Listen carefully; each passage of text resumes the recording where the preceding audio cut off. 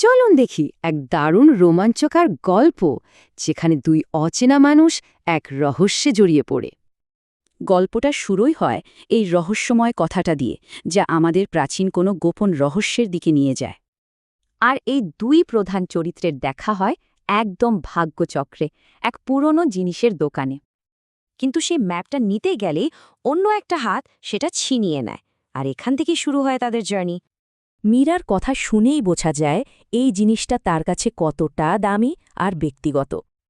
আর ঠিক তখনই একটা কাচের বোতল ভেঙে যায়, অদ্ভুত নীল আলোয় ভরে যায় সব। দুই অচেনা মানুষ যেন এক রহস্যে বাধা পড়ে। পরে সেই রাতেই একটা ব্রিজের উপর দাঁড়িয়ে মীরা ঠিক করে সে আরিফকে বিশ্বাস করবে। কিন্তু তারা একদমই জানত না ওদের উপর অন্য কেউ নজর রাখছে। পরের দিন ম্যাপের চিহ্ন ধরে ওরা এগোতে থাকে, আরও গভীরে, এক অজানা পথে। মীরার নানির মুখে শোনা গল্পগুলো এখন শুধু আর গল্প নয়, সত্যি হয়ে সামনে আসছে। সেখানে মীরা তার নানির লেখা একটা চিঠি পায়, আর তাতে ছিল এক গোপন সতর্কবার্তা। আর আরিফ খুঁজে পায় পাজেলের আরেকটা অংশ, একজন নিখোঁজ বিজ্ঞানের খবর।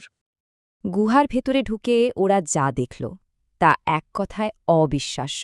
দেওয়ালগুলো যেন জীবন্ত নীল আলো দিয়ে তৈরি। মীরা সঙ্গে সঙ্গে বুঝে যায় এটা শুধু একটা পারিবারিক রহস্য নয়, এটা পৃথিবীকে বাঁচানোর চাবিকাঠি। কিন্তু ঠিক তখনই ওদের আবিষ্কারে বাধা আসে। যে পিছু নিয়েছিল সে এবার সামনে এসে দাঁড়ায়। তার মতলব একদম পরিষ্কার, কর্পোরেট লাভের জন্য এই প্রাকৃতিক সম্পদটা সে চুরি করতে চায়। যখন মনে হচ্ছিল সব শেষ, ঠিক তখনই গল্পে আসে এক দারুণ টুইস্ট। ওরা গুহায় একা ছিল না। এই কণ্ঠটা আর কারো নয়, সেই হারিয়ে যাওয়া বিজ্ঞানী ডক্টর সাইফুর রহমানের। তিনি বেঁচে আছেন। ডক্টর রহমানই আসল সত্যিটা বলেন, এই বীজ পৃথিবীকে বাঁচাতে পারে, তাই কর্পোরেশনের পেছনে পড়েছে। কিন্তু আরিফ আর মীরাও দম্বার পাত্র নয়। ওরা টেকনোলজি ব্যবহার করে পুরো ষড়যন্ত্রটা ফাঁস করে দেয়। ফলে কর্পোরেশনের প্ল্যান ভেস্তে যায়, আর সবার জীবনে শুরু হয় এক নতুন অধ্যায়।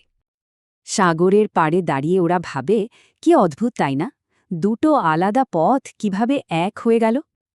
আর একদম শেষে জানা যায় আসল কানেকশনটা। ওদের পরিবার আগে থেকেই এই একই লক্ষ্যের সাথে যুক্ত ছিল।